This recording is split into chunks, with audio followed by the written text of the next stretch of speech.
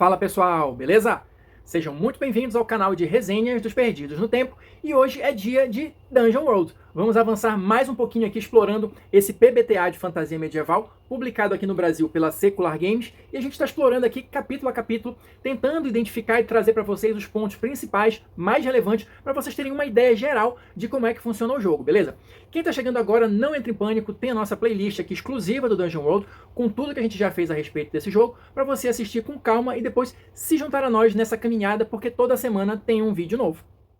Quem está ligado no movimento, quem já está inscrito aqui no canal e está acompanhando os vídeos conforme eles vão saindo, deve lembrar que hoje a gente vai começar um capítulo novo. Nós acabamos de passar por todas as classes aqui do Dungeon World e agora vamos avançar mais um pouquinho para o capítulo 14, que trata justamente, olha, do mestre de jogo, tá? Então, aqui ele vai trazer uma série de condições, uma série de informações importantes para aqueles que querem se aventurar a narrar, a conduzir uma campanha, uma one-shot de Dungeon World. E assim, eu vou começar aqui trazendo logo algumas informações importantes, porque esse capítulo, em tese, ele é um pouquinho diferente do que a gente está acostumado a ver em outros livros de RPG quando trata da função do narrador. Olha só o que ele diz aqui. Este capítulo não trata de conselhos para mestre de jogo, ou dicas e truques opcionais sobre qual é a melhor forma de jogar. É um capítulo a respeito de procedimentos e regras para quem estiver fazendo o papel de mestre de jogo. Ou seja, em princípio, ele vai trazer meio que um protocolo aqui para você mestrar Dungeon World. Me parece um negócio meio burocrático demais, mas enfim, para quem está começando, para quem ainda não está familiarizado com jogos de RPG ou jogos de fantasia medieval, eu acho que aqui tem várias dicas importantes para você. Dicas não, né? Que o próprio livro já brigou aqui, disse que não são dicas, enfim. Tem várias informações importantes para você ter em mente quando você for começar a mestrar a sua aventura ou a sua campanha. Eu vou ler mais um trechinho aqui do livro para a gente ter uma linha mestra do que a gente vai seguir nesse vídeo aqui. Olha só, o capítulo ele vai seguir adiante com um tópico falando mestrando Dungeon World, estrutura, tá?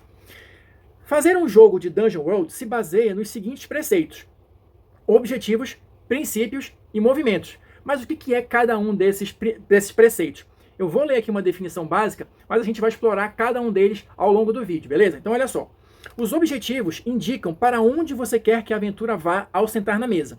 Os princípios são os guias que o mantêm focado nos objetivos. E os movimentos são as coisas concretas e momentâneas que o mestre faz para manter a dinâmica do jogo e fazer com que ele continue seguindo adiante. Então, segundo o livro coloca aqui, essa é a estrutura básica para quem vai narrar Dungeon World. Avançando aqui no capítulo, o próximo tópico que ele vai trazer é como ser um mestre de jogo. E aqui ele vai listar algumas coisas que o livro considera importantes para quem vai narrar. Quais são essas coisas? Descrever a situação, seguir as regras, fazer movimentos e explorar a sua preparação. E aqui ele vai discorrer aqui ao longo dessa página um pouquinho sobre cada um desses tópicos que ele elencou aqui no início. Mas claro, se você parar um pouquinho para pensar, tudo que ele está dizendo aqui, você pode aplicar a outros jogos de RPG também. Até a questão aqui que traz uma nomenclatura mais específica do Dungeon World, que são fazer os movimentos, na verdade, como eu estou traduzindo aqui, é fazer a história andar, ou seja, sempre tem que acontecer alguma coisa para que a história continue se movendo em alguma direção. Aqui no Dungeon World, o narrador vai fazer isso através de movimentos, tá? Mas em tese, essa é uma função que você vai ter em qualquer tipo de jogo. Então, como eu falei, muito embora o livro adote uma postura mais protocolar, burocrática e tal, várias informações que você vai ter aqui nesse capítulo servem tanto para você mestrar o Dungeon World, quanto também outros jogos. Seguindo adiante, a gente vai ter aqui, olha, o primeiro dos preceitos aqui, né, que o Dungeon World coloca, os objetivos. Então, quais são os seus objetivos enquanto narrador de uma história do Dungeon World? Ele vai trazer aqui, olha, tópicos também. Seus objetivos são as coisas que você pretende realizar o tempo todo durante uma partida de Dungeon World. E o que ele elenca aqui? Retratar um mundo fantástico, encher a vida dos personagens com aventuras ou problemas, entenda como quiser. E terceiro, jogar para descobrir o que acontece. Então, basicamente, de novo, ele vai discorrer um pouquinho sobre cada um desses tópicos aqui, mas basicamente é o seguinte: se você vai retratar um mundo fantástico, você tem que descrever as coisas, você tem que fazer com que os personagens, com que os jogadores se sintam imersos naquele mundo. Eu entendo dessa forma. Ou seja, você vai trazer alguns detalhes, você vai ali preencher as sensações dos personagens com informações que façam com que eles consigam imaginar esse mundo fantástico que você está criando, beleza? O encher a vida dos personagens com aventuras ou barra problemas, né? Trabalhar em conjunto com os jogadores para criar um mundo cativante e dinâmico. Ou seja, o que vai fazer a história ir para frente são justamente as coisas que vão acontecer na vida dos aventureiros. E aí ele já faz um link com o terceiro tópico, que é jogar para descobrir o que acontece, porque justamente as ações dos personagens, as vidas cheias de aventuras ou barra problemas, né? Tem que ter consequências e desdobramentos. E isso você só vai descobrir jogando. Então aqui ele faz o link com esse jogar para descobrir o que acontece. Tudo que você coloca ali para os personagens pode voltar à tona mais na frente, vai ter uma repercussão, um inimigo jurado que eles vão ganhar, uma ação que eles fizeram ali que vai colocar em ação uma série de consequências que eles vão encontrar lá na frente. Então isso são coisas que você tem que ter em mente enquanto objetivos de uma partida de Dungeon World. Avançando aqui, o livro vai trazer o segundo preceito, que são justamente os princípios e seus vários tópicos, tá? Então vamos dar uma passada geral aqui por essa lista. Olha só, quais são os princípios aqui de Dungeon World? Desenhe mapas, mas deixe partes em branco, justamente para os jogadores poderem explorar e preencher esse mundo que vocês estão construindo juntos.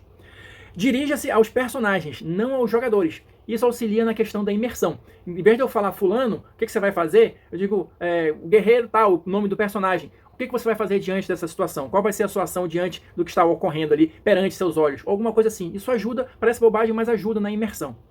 Abrace os elementos fantásticos, faça um movimento consequente, ou seja, aqui, como a gente estava comentando antes, a questão do movimento são as ações do mestre, então elas precisam fazer sentido ali com a narrativa, talvez, se puderem ser encaixadas como uma consequência da ação dos jogadores, melhor ainda, tá? Então é alguma coisa nesse sentido que ele vai trazer aqui, né?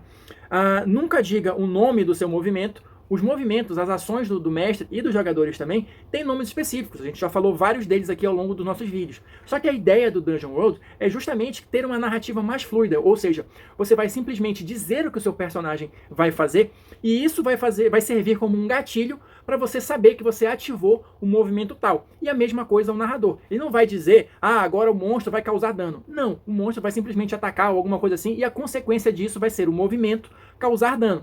Parece esquisito no início, mas assim, se você de novo parar para pensar, tudo que eu falei aqui até agora serve de conselho para qualquer tipo de jogo, tá? Só tem uma nomenclatura específica e uma estrutura diferenciada que o Dungeon World arrumou aqui, beleza? Mas vamos seguir adiante porque essa lista é longa aqui. Dê vida a todos os monstros, eles não são uma pilha de estatísticas ali, eles vão ter a estratégia, eles vão ter, né, a sociedade deles, dependendo, né, de como eles se organizem e tudo mais, então isso faz parte também de você criar, na minha opinião, um mundo fantástico. Ele não é uma coisa estanque, não é uma coisa que está ali simplesmente anotada numa ficha. Dê nome a todas as pessoas. Aqui ele diz, assim, só para mostrar para vocês, cada um desses tópicos que eu estou mostrando aqui, ele vai ter aqui pelo menos um parágrafo para destrinchar um pouquinho mais, tá?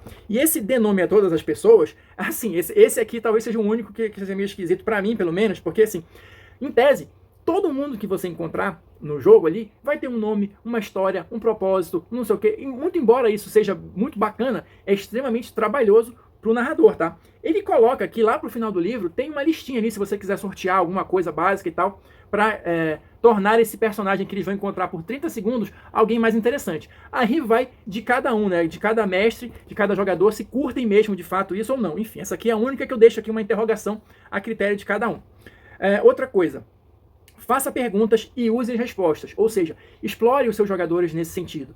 Tem uma dúvida, tem alguma coisa, o jogador está com uma dúvida, o que você acha? E a partir do que ele te devolver, você vai tentando costurar isso na narrativa. Isso também ajuda na imersão e faz com que as pessoas se sintam participando mais ativamente ali da construção desse mundo, beleza? Seja um fã dos personagens, tá? Claro, você não está jogando contra os seus jogadores, pelo contrário, a continuidade da história e, em tese, a sua diversão depende dos jogadores conseguirem avançar, o que não significa que eles não devam passar por perrengues, o que não significa que eles tenham que ganhar sempre, mas, claro, você tem que ter a história toda, em tese, tem que girar em torno desses jogadores, porque eles são a força motriz da sua aventura, né? Enfim, pense perigosamente, aqui é aquele lance, a vida desses personagens não pode ser simples e pacata, porque senão o jogo também perde a graça. Então, sempre você tem que estar pensando em coisas novas, maneiras diferentes de provocar, de encher a vida dos personagens de problemas / aventura, beleza? Comece e termine na ficção, ou seja, tudo ali tem que estar encaixado na narrativa daquele mundo, daquele cenário, e não deve extrapolar isso. Tem que ter sempre uma coerência com o que está sendo construído ali para todo mundo. E pense também fora da cena, ou seja, o que ele quer dizer com isso? Esse último aqui eu vou ler um trechinho também para vocês, olha só.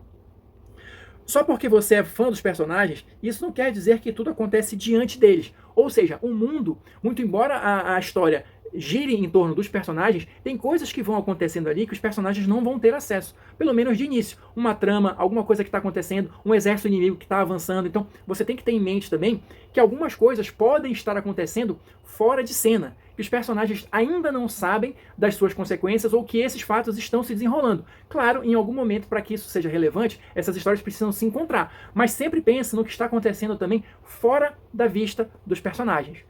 Seguindo adiante, chegamos ao terceiro, preceito aqui da estrutura do Dungeon World, que são justamente os movimentos, tá? Aqui, inicialmente, o livro vai trazer uma lista grande, simplesmente dizendo quais são todos os movimentos que o mestre tem à sua disposição. Depois ele vai descrever um pouquinho cada um deles, tá? Mas só para ter uma ideia geral, os movimentos, como eu estou falando aqui, são as ações que o narrador pode ter para fazer com que o jogo ande, tá? Então, só para exemplificar aqui algumas coisas para vocês. Por exemplo, causar danos, separar os personagens, tá? Isso aí, querendo ou não, é um recurso que o narrador tem para fazer a história andar de alguma forma, para gerar uma dificuldade nova, colocar alguém em apuros, oferecer uma oportunidade com ou sem custos, revelar uma verdade indesejada, mostrar sinais de que uma nova ameaça está surgindo. Então, isso aqui, na verdade, é como se fosse um guia de possibilidades narrativas que o mestre do jogo vai ter no Dungeon World. E como eu estou falando aqui desde o início do vídeo, em qualquer outro jogo de RPG, você pode usar isso aqui para destravar sua mente de coisas que você pode fazer. Tópicos, ações, coisas que são interessantes de você usar nas mesas de RPG. E aqui, só para a gente destrinchar um pouquinho mais essa questão dos movimentos, olha só, o livro segue falando aqui, olha, quando realizar um movimento. E ele te dá aqui as deixas, Você realiza um movimento quando todos olharem em sua direção para descobrir o que acontece. Ou seja, quando a história parou ali e precisa acontecer alguma coisa para o negócio ir adiante. É você, narrador, que vai fazer com que isso aconteça usando um movimento. Outra oportunidade. Quando os jogadores lhe oferecerem uma oportunidade de ouro, ou seja, quando eles fizerem alguma coisa que você já teve um estalo ali de que isso pode ser aproveitado, seja imediatamente ou seja futuramente, aquela questão das ações e suas consequências, E por fim, quando eles rolarem 6 ou menos, que é considerado aqui no Dungeon World aquele fracasso, aquele insucesso, vamos chamar assim. Então toda vez que em qualquer rolagem de dados os personagens tirarem 6 ou menos, significa que alguma coisa ruim aconteceu. Ou seja, você, narrador, precisa entrar em ação, e no Dungeon World o narrador entra em ação usando movimentos. Então a ideia básica é essa.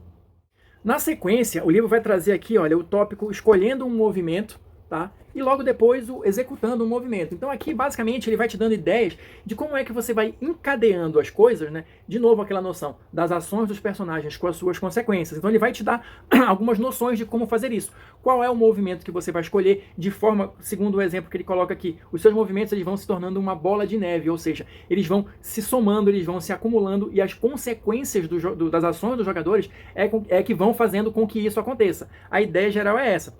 E aqui na parte do executando o movimento é onde ele vai discorrer um pouquinho sobre cada um dos movimentos que vão estar lá, que estão lá naquela lista inicial, que eu separei alguns tópicos para vocês, beleza? Então aqui ele vai ter aqui várias páginas falando um pouquinho sobre cada um desses movimentos, mas no final das contas é aquilo que eu disse. Na interpretação que eu estou fazendo é simplesmente ações, ou coisas que você pode, enquanto narrador, fazer acontecerem, durante o seu jogo para movimentar a história. Só que aqui no Dungeon World ele chama isso de movimentos. Para a gente já encaminhando para o final desse vídeo, a última seção desse capítulo vai ser aqui, olha, movimentos de masmorra. Que diabos é isso?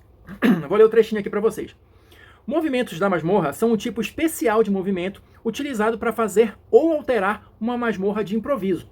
Utilize-os caso seus jogadores estiverem explorando uma área hostil que você ainda não planejou totalmente. Ou seja, primeira coisa, isso aqui, apesar do nome, não vai se aplicar especificamente só a masmorras, dungeons e esse tipo de coisa. Qualquer área hostil que os personagens estejam explorando e você ainda não tenha preparado ela completamente, você pode utilizar esses movimentos aqui para ir construindo a narrativa, construindo a história conforme os jogadores forem explorando. E aqui ele vai trazer também, olha, uma listinha aqui dos movimentos associados com essa questão da masmorra, aqui entre aspas, Quais são eles?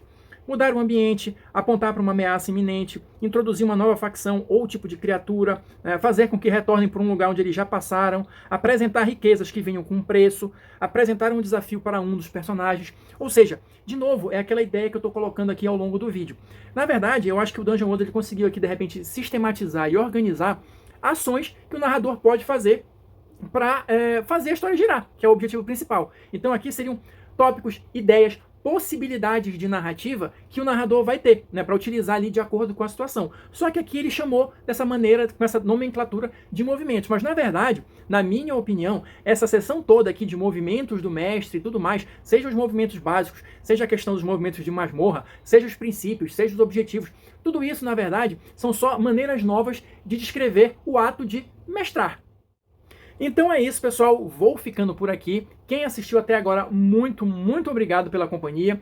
Deixa aí seu like, seus comentários para saber o que vocês estão achando aqui da nossa exploração do Dungeon World. O que vocês acharam aí dessa sessão a respeito do narrador? Concordam, discordam? Se manifestem aí para a gente continuar trocando ideias. E a gente se encontra na próxima resenha.